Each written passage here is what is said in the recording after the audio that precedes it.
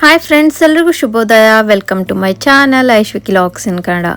Friends, ಬೆಳಗ್ಗೆ ಎದ್ದ ತಕ್ಷಣ ಎಷ್ಟು ಚೆನ್ನಾಗಿದೆ ಮಾರ್ನಿಂಗ್. ಫುಲ್ ಫ್ರೆಶ್ನೆಸ್ ಫೀಲ್ ಆಗ್ತಾಯಿತ್ತು. ಕಿಟಕಿ ಸರಿಸಿದ ತಕ್ಷಣವೇ ಎಷ್ಟು ತಂಪಾದಂಥ ಫ್ರೆಶ್ ಗಾಳಿ ಬರ್ತಾಯಿತ್ತು ಒಳಗಡೆ. ಆಮೇಲೆ ಕಣ್ಣಿಗೆ ಮುದ ನೀಡುವಂತಹ ವಾತಾವರಣ, ಹಸಿರು ಗಿಡ ಮರ, ಆ ಹಳೇ ಕಾಲದ ಮನೆ ಎಷ್ಟು ಚೆನ್ನಾಗಿ ಅನ್ನಿಸ್ತಾ ಇತ್ತು. ನಾನಂತೂ ಎಷ್ಟೋ ಹೊತ್ತು ಅಲ್ಲೇ ಕಿಟಕಿಲಿ ನೋಡ್ತಾ ನಿಂತಿದ್ದೆ.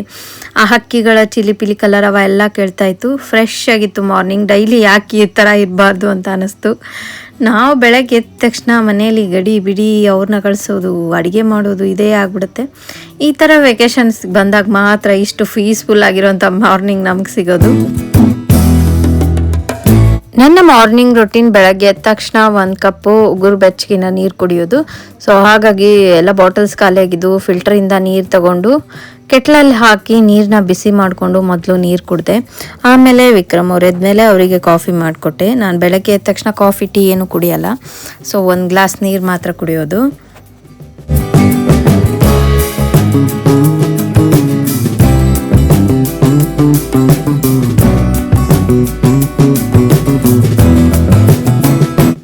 ನೀರೆಲ್ಲ ಕುಡಿದು ಸ್ವಲ್ಪ ಹೊತ್ತು ಆರಾಮಾಗಿ ಕುತ್ಕೊಂಡು ರಿಲ್ಯಾಕ್ಸ್ ಮಾಡಿದೆ.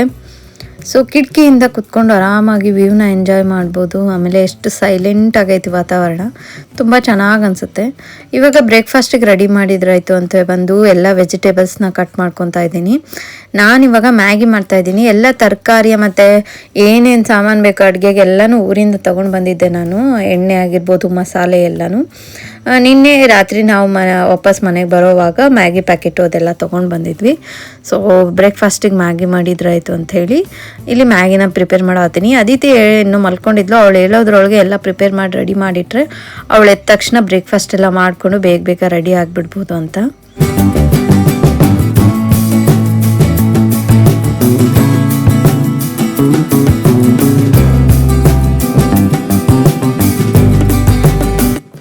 ಬ್ರೇಕ್ಫಾಸ್ಟ್ಗೆಲ್ಲ ರೆಡಿ ಮಾಡಿಟ್ಟೆ.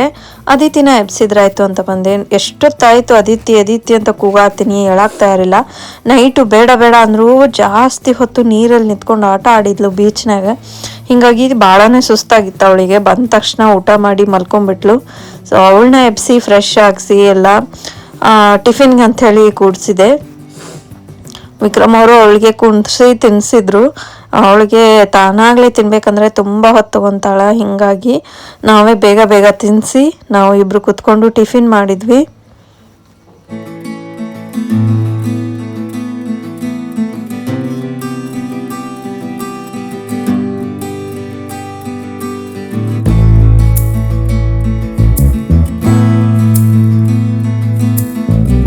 ಈ ಡ್ರೆಸ್ನ ಹಿಂದೆ ಒಂದು ವಿಡಿಯೋದಲ್ಲಿ ತೋರಿಸಿದ್ದೀನಿ. ಫ್ಲಿಪ್ಕಾರ್ಟಿಂದ ತರಿಸಿದ್ದು ನಾನು ಕಾರ್ಡ್ ಸೆಟ್ಟು. ತುಂಬ ಚೆನ್ನಾಗಿ ಕಾಣಿಸ್ತಾ ಇತ್ತು. ಹಾಯ್ ಫ್ರೆಂಡ್ಸ್, ಶುಭೋದಯ ಎಲ್ಲರಿಗೂ. ನಾವು ಇವತ್ತು ನಮ್ಮ ವೆಡ್ಡಿಂಗ್ ಆ್ಯನಿವರ್ಸರಿ. ಬೆಳಗ್ಗೆ ಸ್ನಾನ ಎಲ್ಲ ಮುಗಿಸ್ಕೊಂಡು ಟಿಫಿನ್ ಎಲ್ಲ ಆಯಿತು. ಸೊ ಇವಾಗ ಟೆಂಪಲ್ಗೆ ಹೊಂಟೀವಿ. ಇಲ್ಲೇ ಒಂದು 2 ಕಿಲೋಮೀಟರ್ ಹತ್ತಿರದಲ್ಲಿ ಶಾಂತದುರ್ಗ ಟೆಂಪಲ್ ಐತಿ. ಸೊ ಹೊರಟೀವಿ, ದರ್ಶನ ಮಾಡಿಕೊಂಡು ಮತ್ತೆ ಏನೇನು ನೋಡೋ ಪ್ಲೇಸಸ್ ಆಗ್ತಾವೆ ಇವತ್ತು ಒಂದು ದಿವಸದಲ್ಲಿ ಏನು ನೋಡ್ಬೋದು. ಸೊ ನೋಡ್ಕೊಂಡು ಹೋಗೋದು. ಸೊ ಬನ್ನಿ ಹೋಗೋಣಂತೆ. 11 ಗಂಟೆಗೆ ಚೆಕ್ಔಟ್ ಇತ್ತು. ಸೊ ಅವ್ರು ಯಾವ ರೀತಿ ನಮಗೆ ಕ್ಲೀನಾಗಿ ಮನೇನ ಕೊಟ್ಟಿದ್ರು ಅದೇ ರೀತಿ ಕ್ಲೀನ್ ಮಾಡಿಕೊಟ್ಟು ವಾಪಸ್ ಚೆಕ್ಔಟ್ ಮಾಡ್ಕೊಂಡು ಬಂದ್ವಿ.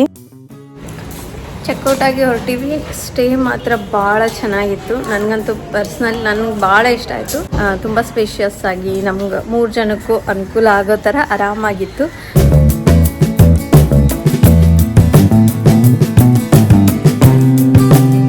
ದೇವಸ್ಥಾನದ ಹತ್ರ ಬಂದು ಒಂದು ಕಡೆ ಗಾಡಿನ ಪಾರ್ಕ್ ಮಾಡಿ ನಡ್ಕೋತಾ ಹೊರಟ್ವಿ. ಅಕ್ಕಪಕ್ಕದಲ್ಲಿ ಎಲ್ಲ ಥರದ ಅಂಗಡಿಗಳು, ಹಾಗೆ ಎಲ್ಲೇ ಹೋದರೂ ಕಾಣಸಿಗೋದು ನಿಮಗೆ ಗೋಡಂಬಿನ ಹೊರಗಡೆ ಮೂಟೆ ಎತ್ತಿಟ್ಟಿರ್ತಾರೆ. ಯಾಕಂದರೆ ಗೋವಾದಲ್ಲಿ ಗೋಡಂಬಿ ತುಂಬಾ ಫೇಮಸ್ಸು. ಹಾಗೆ ಇಲ್ಲಿಯ ಗೋಡಂಬಿ ತುಂಬಾ ಒಳ್ಳೆ ಪ್ರೀಮಿಯಂ ಕ್ವಾಲಿಟಿ ಗೋಡಂಬಿ ಸಿಗುತ್ತೆ. ಹೀಗಾಗಿ ಗೋವಾಕ್ಕೆ ಬಂದವ್ರು ಜಾಸ್ತಿ ಎಲ್ಲರೂ ಗೋಡಂಬಿನ ತಗೊಂಡು ಹೋಗ್ತಾರೆ. ನಾವು ಕೂಡ ದೇವಸ್ಥಾನದ ಹತ್ರ ಬಂದ್ವಿ. ತುಂಬಾ ಚೆನ್ನಾಗಿದೆ ದೇವಸ್ಥಾನ.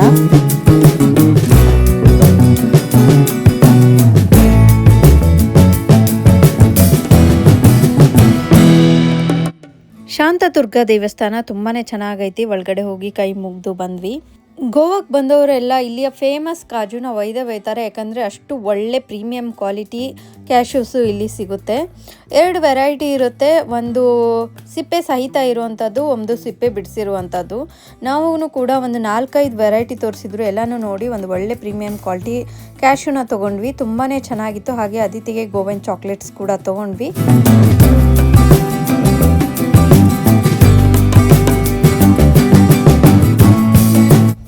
ಹಾಗೆ ಇಲ್ಲಿ ಸ್ಟ್ರೀಟ್ ಶಾಪಿಂಗಿಗೆ ತುಂಬಾ ಆಪ್ಷನ್ಸ್ ಇರುತ್ತೆ. ಮಾರ್ಕೆಟ್ಸು ತುಂಬಾ ಜಾಸ್ತಿನೇ ಇರುತ್ತೆ. ಹೀಗಾಗಿ ಒಂದು ಅಂಗಡಿಗೆ ಬಂದ್ವಿ. ತುಂಬಾ ಚೆನ್ನಾಗಿರೋಂಥ ಫ್ರಿಡ್ಜ್ ಮ್ಯಾಗ್ನೆಟ್ಸು, ಆಮೇಲೆ ಏನಾದರೂ ಎಲ್ಲ ಥರದ ಕ್ಲಿಪ್ಸ್ ಆಗಿರ್ಬೋದು, ಬ್ರೇಸ್ಲೆಟ್ಸು, ನೆಕ್ ಚೈನ್ಸು ಎಲ್ಲ ಬೀಚಲ್ಲಿ ಹಾಕ್ಕೊಳ್ಳೋ ಅಂಥದ್ದು, ಆಮೇಲೆ ಇಲ್ಲಿ ಸೀಶಲ್ಲಿಂದ ಮಾಡಿರೋವಂಥದ್ದು ಕಪ್ಪೆ ಚಿಪ್ಪಿಂದು ಎಲ್ಲ ಥರದ್ದು ಸರಗಳು, ಆಮೇಲೆ ಬ್ರೇಸ್ಲೆಟ್ಸ್ ಎಲ್ಲ ತುಂಬಾ ಇತ್ತು. ಕಿವಿ ಓಲೆ ಎಲ್ಲನೂ ನೋಡಿದ್ವಿ, ತುಂಬ ಚೆನ್ನಾಗಿ ಅನ್ನಿಸ್ತು. ಆಮೇಲೆ ಶಂಖದಿಂದ ಮಾಡಿರೋವಂಥದ್ದು, ಆಮೇಲೆ ಕಲ್ಲಿಂದ ಮಾಡಿರೋವಂಥ ನೆಕ್ಲೇಸಸ್ ಎಲ್ಲ ತುಂಬ ಚೆನ್ನಾಗಿದ್ವು. ನೋಡಿ ಕೆಲವೊಂದು ಐಟಮ್ಸ್ನ ತಗೊಂಡೆ ನಾನು.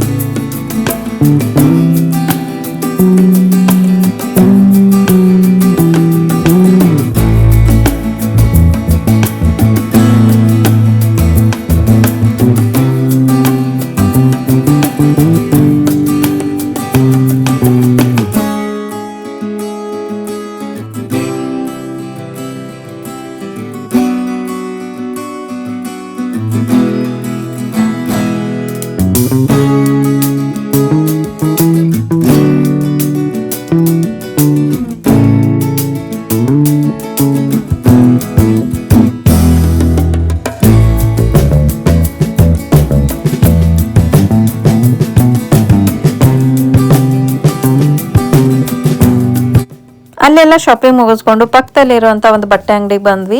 ಇಲ್ಲಿ ಬೀಚ್ ವೇರ್ ಎಲ್ಲ ತುಂಬಾ ಚೆನ್ನಾಗಿ ಹಾಕಿದ್ರು, ಮಕ್ಕಳಿಗಾಗಿರ್ಬೋದು ದೊಡ್ಡವ್ರಿಗೆ ಎಲ್ಲರಿಗೂ ತುಂಬ ಚೆನ್ನಾಗಿ ಕಾಣಿಸ್ತಾ ಇದ್ವು. ಹೀಗಾಗಿ ನೋಡಿದ್ರಾಯ್ತು ಅಂತ ಬಂದೆ. ನಾನು ಊರಿಂದ ಯಾವುದೇ ಬೀಚ್ ವೇರ್ನು ತೊಗೊಂಡು ಬಂದಿರಲಿಲ್ಲ, ಹೀಗಾಗಿ ಒಂದು ತೊಗೊಂಡ್ರಾಯ್ತು ನನಗೆ ಮತ್ತು ಅದಿತಿಗೆ ಅಂಥೇಳಿ ಇಲ್ಲಿ ಬಂದು ನೋಡಿದೆ. ತುಂಬಾ ಚೆನ್ನಾಗಿದ್ವು, ಕ್ವಾಲಿಟಿನೂ ತುಂಬ ಚೆನ್ನಾಗಿದ್ವು.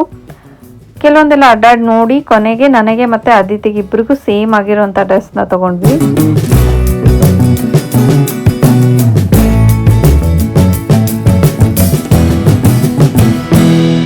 ಅಲ್ಲಿಂದ ಹೊರಟು ನಾವು ಬಂದಿದ್ದು ಕಲಂಗುಟ್ ಬೀಚ್ಗೆ. ನಾರ್ತ್ ಗೋವಾಗಳಲ್ಲಿ ಏನು ಬೀಚಸ್ ಇದ್ದಾವೆ, ಕಲಂಗುಟ್ ಬೀಚ್ ಕೂಡ ಒಂದು ಫೇಮಸ್ ಬೀಚು. ಹೀಗಾಗಿ ಇಲ್ಲಿ ಕಲಂಗುಟ್ ಬೀಚ್ಗೆ ಬಂದ್ವಿ. ಆದರೆ ಇಲ್ಲಿ ಬಂದ ತಕ್ಷಣ ನಮಗೆ ಪಾರ್ಕಿಂಗ್ ಫೀಸ್ ಕೇಳಿನೇ ಶಾಕ್ ಆಯಿತು. ಯಾಕಂದರೆ 200 ರೂಪಾಯಿ ಅಂತೆ ಪಾರ್ಕಿಂಗ್ ಫೀಸು. ಗೋವಾದಲ್ಲಿ ಆಲ್ಮೋಸ್ಟ್ ಎಲ್ಲ ಕಡೆ ಬೀಚ್ ಹತ್ರ ಪಾರ್ಕಿಂಗ್ ಫೀಸ್ ತುಂಬಾ ಜಾಸ್ತಿ ಇದೆ.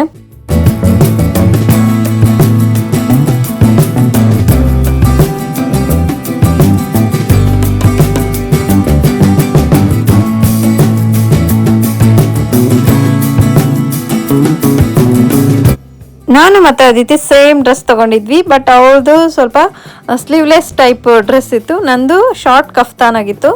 ಬಟ್ ಫ್ಯಾಬ್ರಿಕ್ ಇಬ್ಬರದು ಸೇಮ್ ಇತ್ತು, ತುಂಬಾ ಚೆನ್ನಾಗಿ ಕಾಣಿಸ್ತಾ ಇತ್ತು.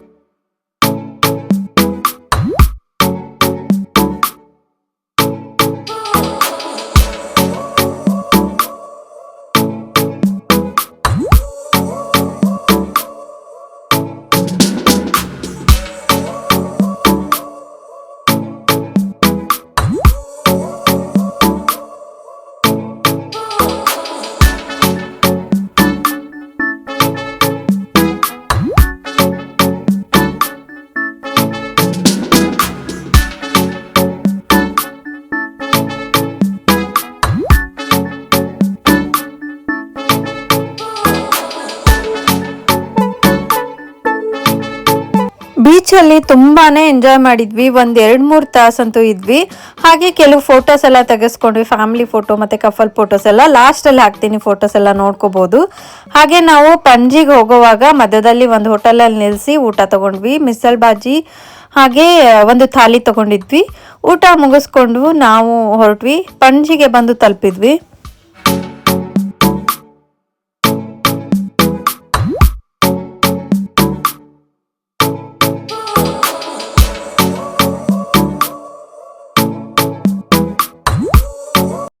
ಬಿಸಿಲಲ್ಲಿ ತುಂಬ ಹೊತ್ತು ಬೀಚಲ್ಲಿ ನಿಂತಿದ್ದಕ್ಕೋ ಏನೋ ಗೊತ್ತಿಲ್ಲ, ಸ್ಕಿನ್ ಇನ್ಫೆಕ್ಷನ್ ಆಗಿ ಮುಖ ಎಲ್ಲ ಒಂಥರ ದದ್ದರ್ಸ್ದಂಗೆ ಆಗ್ಬಿಡ್ತು ನನಗೆ. ಸೊ ಫ್ರೆಂಡ್ಸ್, ಇವಾಗ ಪಣಜಿಗೆ ಬಂದಿದ್ದೀವಿ. ಇಲ್ಲಿ ಒಂದು ಫೇಮಸ್ ಚರ್ಚ್ ಇದೆ, ಎಲ್ಲರೂ ಫಿಲ್ಮಲ್ಲಿ ಜಾಸ್ತಿ ಎಲ್ಲ ನೋಡಿರ್ತಾರೆ. ವೈಟ್ ಚರ್ಚ್ ಅಂತಲೂ ಕರೀತಾರೆ. ಕ್ಯಾಥೋಲಿಕ್ ಚರ್ಚ್ ಇದು. Our Lady of the Immaculate Conception Church. ಹೆಸರೇ ಒಂಥರ ವಿಚಿತ್ರ ಇದೆ. ಸೊ ಆ ಚರ್ಚ್ನ ನೋಡಿಕೊಂಡು ಬರಬೇಕೀಗ. ಸೊ ಚರ್ಚ್ ಹತ್ರ ಬಂದ್ವಿ, ಗಾಡಿ ಪಾರ್ಕ್ ಮಾಡಿ ನಡ್ಕೊತ ಹೊರಟಿದ್ವಿ. ಈ ಚರ್ಚ್ನ ವೈಟ್ ಚರ್ಚ್ ಅಂತಾನೂ ಕರೀತಾರೆ. ತುಂಬಾನೇ ಫಿಲ್ಮ್ಗಳಲ್ಲೆಲ್ಲ ನೋಡಿದ್ದೀವಿ. ಹಾಗೆ ಅದಕ್ಕೆ ಇವಾಗ ಡಿಸೆಂಬರ್ ಕ್ರಿಸ್ಮಸ್ ಹತ್ರ ಬಂದಿದ್ದಕ್ಕೆ ಎಲ್ಲ ಪೇಂಟಿಂಗ್ ಎಲ್ಲ ಮಾಡ್ತಾ ಇದ್ರು. ಹಿಂಗಾಗಿ ಅಲ್ಲಿ ಮೇಲ್ಗಡೆ ಎಲ್ಲ ಹೋಗೋಕ್ಕಾಗಲಿಲ್ಲ. ಸೊ ಕೆಳಗಡೆಯಿಂದ ನೋಡಿಕೊಂಡು ಬಂದ್ವಿ.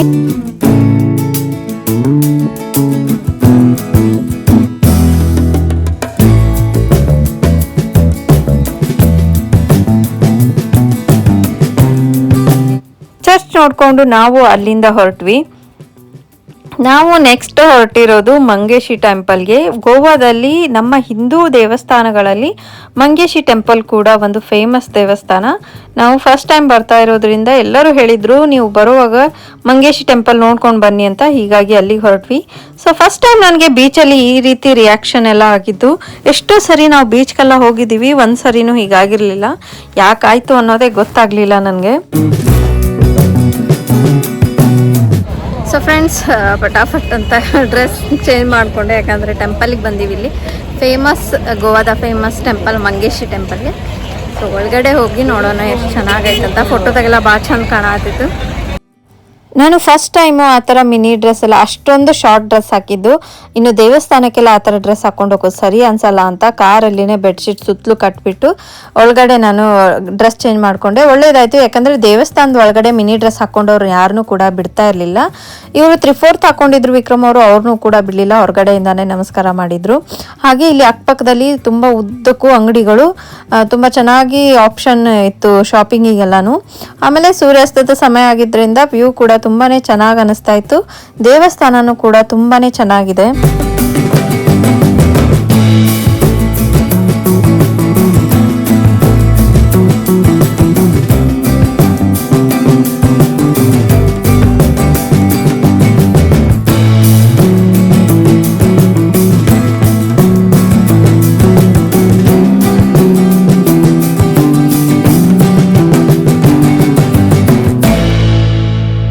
ನಿಜವಾಗ್ಲೂ ಎಲ್ಲರೂ ಹೇಳಿದಂತೆ ದೇವಸ್ಥಾನ ತುಂಬಾನೇ ಸುಂದರವಾಗೈತಿ, ತುಂಬಾನೇ ಚೆನ್ನಾಗೈತಿ. ಇದರ ವಾಸ್ತುಶಿಲ್ಪ ನನಗಂತೂ ಬಹಳನೇ ಇಷ್ಟ ಆಯಿತು. ಇಲ್ಲಿ ಶಿವನನ್ನ ಮಂಗೇಶಿ ಅನ್ನೋ ದೇವರ ರೂಪದಲ್ಲಿ ಪೂಜಿಸಲಾಗುತ್ತೆ. ಶಿವನ ಜೊತೆ ಪಾರ್ವತಿ, ನಂದಿ, ಕಾಲಭೈರವ ಇನ್ನು ಮುಂತಾದ ದೇವರುಗಳನ್ನ ಇಲ್ಲಿ ಆರಾಧಿಸಲಾಗುತ್ತೆ.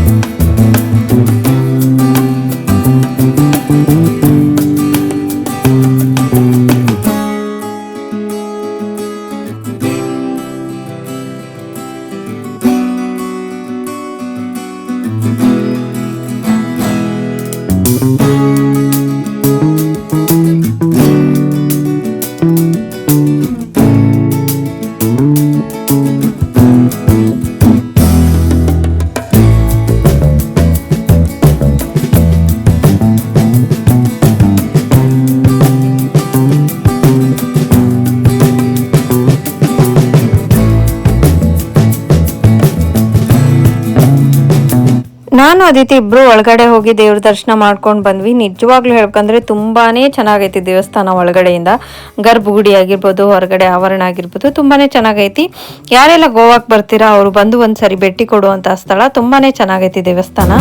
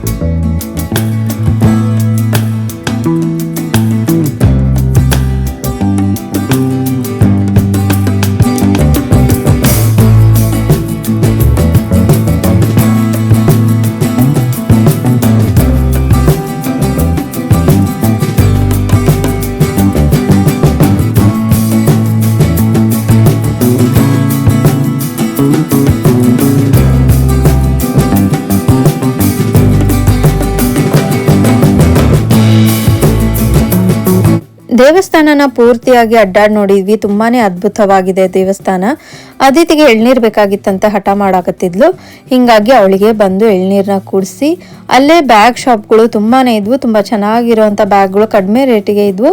ನಾನು ಕೂಡ 2 ಬ್ಯಾಗ್ನ ತಗೊಂಡೆ. ತುಂಬಾ ಚೆನ್ನಾಗಿ ಅನಿಸ್ತಾ ಇದ್ವು ಕಾಟನ್ ಬ್ಯಾಗ್ಸು. ಹಾಗೆ ಅಲ್ಲಿ ಟೀ ಕುಡಿದು ನಾವು ಮನೆ ಕಡೆ ಹೊರಟ್ವಿ. ಸೊ ಫ್ರೆಂಡ್ಸ್, ನಮ್ಮ ಈ ಗೋವಾ ಜರ್ನಿಯ 3 ವಿಡಿಯೋಗಳು ಕೂಡ ನಿಮ್ಗೆಲ್ಲರಿಗೂ ಇಷ್ಟ ಆಗಿದಾವೆ ಅಂತ ಅನ್ಕೋತೀನಿ. ಹಿಂದಿನ 2 ವಿಡಿಯೋಗಳನ್ನ ಯಾರು ನೋಡಿಲ್ಲ, ಸ್ಟೇ ಬಗ್ಗೆ ಎಲ್ಲ ಮಾಹಿತಿ ಕೊಟ್ಟಿದ್ದೀನಿ.